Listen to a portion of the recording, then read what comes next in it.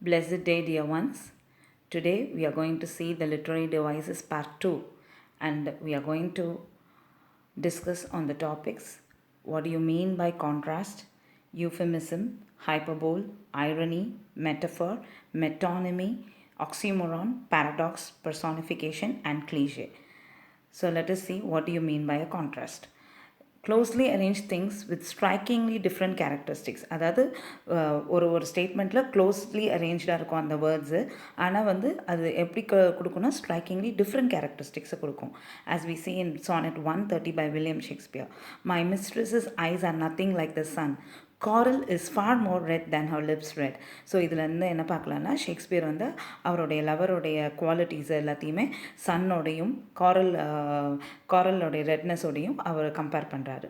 So contrast கொடுக்குறாரு. Okay, Shakespeare employees a number of contrast lay emphasis on his beloved's qualities. He contrasts her with the sun, coral, snow and wire. So please read these examples for a better understanding of all the literary devices that are going to be discussed. So what you mean by euphemism? அது ஒரு under statement. அப்படின்னு என்ன அர்த்தம்னா, ஒரு negative ஸ்டேட்மெண்ட்டை ரொம்ப அதோடைய எஃபெக்டிவான ஒரு ஸ்டேட்மெண்ட்டை எஃபெக்டிவ்னஸ் கம்மியாக கொடுக்குறது. சம்திங் இன்னாக்குவஸ் அப்படின்னா ரொம்ப ஹார்ம்ஃபுல்லாக இல்லாமல் அது கம்மியான எஃபெக்டோட கொடுக்கறதுக்கு தான் என்னன்னு சொல்லுவோம், யூஃபமிசம்னு சொல்லுவோம். So it is an under statement. அதோடைய எஃபெக்டிவ்னஸை கம்மிப்படுத்துறதுக்காக யூஸ் பண்ணுறது தான் என்னது, யூஃபமிசம்ன்றது. So she is at rest அப்படின்னா என்ன ஆக்சுவல் மீனிங்னா, ஷீ இஸ் டெட்னு சொல்லும்போது அது நம்மளுக்கு ரொம்ப கஷ்டமாக இருக்கும். But when you say she is at rest, it reduces the offensive or hurtful power of the word. Okay, now what do you mean by hyperbole? Hyperbole is a very good, very interesting literary device. It is an outrageous exaggeration used for effect. Outrageous exaggeration என்ற போதே நான் தெரிஞ்சு பார்த்துக்கோங்க. அதாவது ஒரு லிமிட்டுக்கு மேலே அதை exaggerate பண்ணுறது ஒரு திங்கை.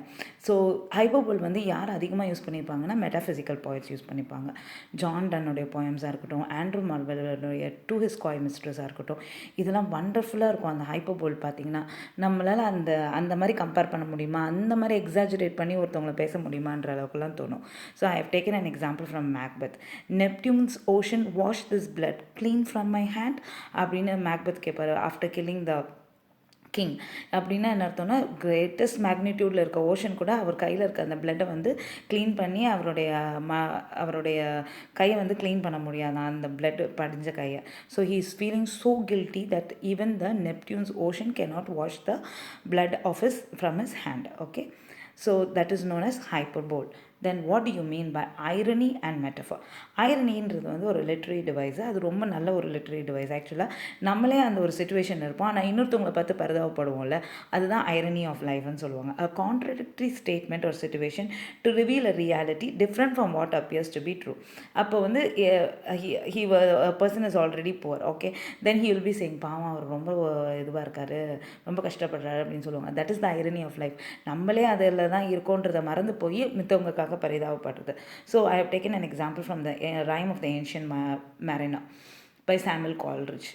Water everywhere and all the boats did shrink. அப்படின்னா என்ன, எங்கே பார்த்தாலும் வாட்டர் அவ்வளோ இருக்குது, எல்லாமே ஷ்ரிங்க் ஆகிற அளவுக்கு வாட்டர் இருக்கான், ஆனால் கடைசியில் not any drop to drink, ஒரு தண்ணி ஒரு துளி கூட குடிக்கிறதுக்கு இல்லை, ஆனால் but it is there everywhere. So this is the irony of life. So we will be having things but it will be not shown out. Okay, so that is irony அப்படின்றது ஒரு literary device. It is also a very good literary device.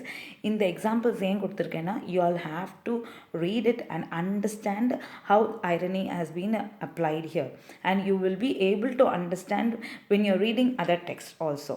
அந்த மாதிரி நீ நல்ல ஆள் மனசில் பதிய வச்சுக்கோ. What do you mean by irony? இதெல்லாம் பதிஞ்சதுன்னா when you are in the exam also, you will be easily able to understand and write your answer. Okay, a direct comparison between two unlike things stating that one is the other or does the action of the other is a metaphor. அதாவது சிமிலின்றது என்ன பண்ணுவோம், இதோட இது compare பண்ணுவோம். she is as pretty as a doll அப்படின்னு சொல்லுவோம். So அவள் எவ்வளோ ப்ரிட்டியாக இருக்கா, டால் மாதிரி இருக்கா அப்படின்றது தான் அந்த சிமிலியோட இது. ஆனால் metaphor, she is a pretty doll அப்படின்னா என்ன அர்த்தம், அவளே ஒரு pretty doll மாதிரி இருக்கா அப்படின்றது தான். ஸோ அந்த அந்த ஆளாகவே சொல்கிறது தான், அவங்களாவே இருந்தாங்க அப்படின்றது தான் என்னது metaphor. So let us see an example. Have you got a brook in your little heart by Emily Dickinson உடையது. Have you got a brook in your little heart where bashful flowers blow and blushing birds go down to drink and shadows tremble so you can see a direct comparison between two unlike things, stating that one is the other or does the action of the other is known as a metaphor. Okay. மெட்டானமினா ஒரு பொருளை ஒரு விஷயத்துக்காகவோ எதுக்காகவோ use பண்ணுறது. Figure of speech in which a person place or thing is referred to by something closely associated with it. இப்போ இந்த White House represents the president of the White House represents the president. Okay, the White House today it was announced in the White House அப்படின்னா என்ன அர்த்தம்? White House வந்து announce பண்ணாது, president announce பண்ணாதுன்றதா நம்ம வந்து the White House. So White House is used as a metonymy. So இதில் example பார்க்கலாம். A Midsummer Night's Dream, William Shakespeare உடையது. The forms of things unknown the poet's pen turns them to shapes and gives to airy nothing. So இதுலேருந்து என்ன பண்ணுறாங்கன்னா poets pen, அதுதான் மெயினான ஒரு metonymy இங்கே யூஸ் பண்ணியிருக்காங்க. அதாவது எப்படின்னா ஒரு போய்ட்டோடைய க்ரியேட்டிவிட்டி எதில் இருக்குன்னா அந்த பெனில் தான் இருக்குது அப்படின்ற மாதிரி கொண்டு வந்திருக்காரு வில்லியம் ஷேக்ஸ்பியர். ஸோ அந்த பென்லேருந்து தான் ஆர்டிஸ்ட்ரி உருவாகுதே ஒழிய போய்ட்டோடைய இதுலேருந்து வரல அப்படின்ற மாதிரி கொண்டு வந்திருப்பார். So this is known as metonymy. It is a literary device. அது எப்படின்னா it is a figure of speech where in which a person, place or thing is referred to by something closely related. So the crown அப்படின்னா என்னது, த குயினை வந்து specify பண்ணுறதுக்கு தான் the க்ரௌன்னு சொல்லுவாங்க. So something which is related அப்படின்றது தான் மெட்டானமி. Next, what do you mean by oxymoron? A combination of two words that appear to contradict each other. ரெண்டு வேர்டும் சேர்ந்து இருக்கும், ஆனால் வந்து அதில் என்னென்ன கான்ட்ரடிக்ஷன் இருக்கும். இப்போ ரோமியோ அண்ட் ஜூலியட்டோடைய இதுவை பார்க்கலாம். Romeo and Juliet by William Shakespeare. Good night parting is such sweet sorrow. Sweet sorrow அப்படின்றது வந்து என்னது, இது combination of two words but they are contradictory words. Sweet and sorrow another total contradiction. So this is how they have used it. Many works of William Shakespeare. Oxymoron என்றது என்னது, a combination of two words that appear to contradict each other. அது வந்து ஒரு combination of two words, அந்த two words எப்படி இருக்கும், contradictory-ஆ இருக்கும். Next, what do you mean by paradox and personification? Paradox is a statement in which a seeming contradiction may reveal an unexpected truth. அப்படின்னா என்ன அர்த்தம், ஒரு கான்ட்ரடிக்ஷன் இருக்கும், அதை வந்து அதை நம்ம அக்செப்ட் பண்ணிக்க முடியாத அளவுக்கு இல்லைன்னா அன்எக்ஸ்பெக்டட் ட்ரூத்தாக இருக்கும். ஸோ ஹேம்லெட்டோடைய வில்லியம் ஷேக்ஸ்பியரில் I must be cruel to be kind. So you can understand that ஒரு பர்சன் க்ரூவலாக இருக்கும்போது எப்படி கைண்டாக இருக்க முடியும், but it is that is how they have used this as a literary device. கான்ட்ரடிக்ஷனை காட்டிட்டு அதில் வந்து அன்எக்ஸ்பெக்டட் ட்ரூத்தை கொண்டு வரதான். ஐ must be cruel to be kind. நல்லா ரீட் பண்ணாங்க. attributing human characteristics, personification ன்னு அர்த்தம். attributing human characteristics to an inanimate object, animal or abstract idea. It is the same example where the flowers and everything are considered as persons by Emily Dickinson. Clich. So it is a figure of speech that was once clever and original but through overuse has become outdated.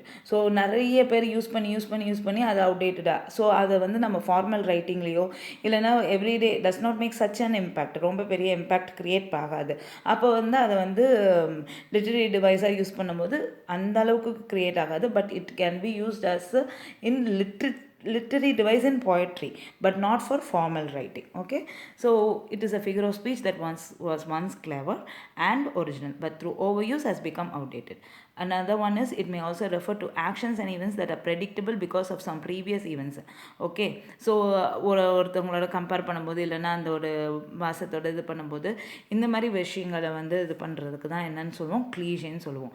So example வந்து busy as a bee, as red as a rose.